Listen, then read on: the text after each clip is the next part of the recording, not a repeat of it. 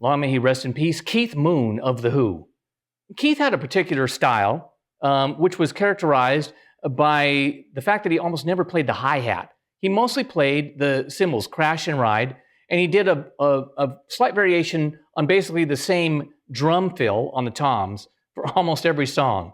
But it was definitely a characteristic, very thrashy style, and you could always tell that it was him.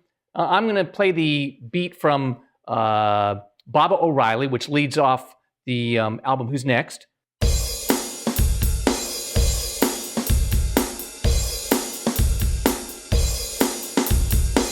Let's look first at the kick and the snare.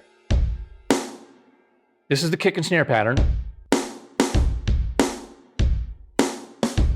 So there's always the first snare is by itself, the second snare is accompanied by another snare on the and. So it's one snare hit followed by two snare hits. And you can keep time in your right hand. You can use a sloshy hat if you want. But you're much more authentic and more Keith-like if you just stay on the crash and ride cymbals.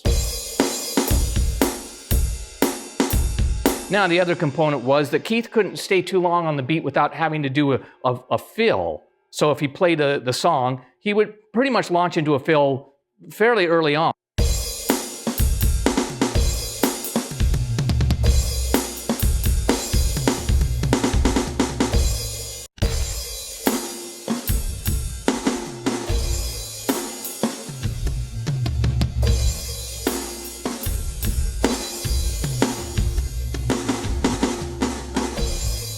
He was using the fills to lead into subsequent phrases, but rarely did he go more than two measures, maybe four at the most, before he would do another fill. It was something like this. Sometimes he would do rolls and fills consistently once he started them.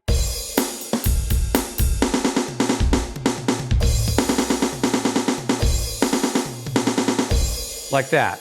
And then of course you might remember that was basically the same kind of fill he did in Won't Get Fooled Again when he went to the solo.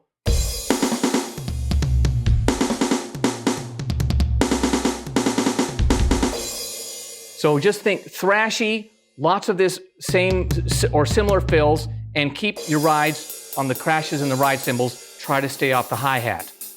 To Cubase. That's pretty good. I've got it set to 137, time signature of 4/4. Let's be Keith Moon.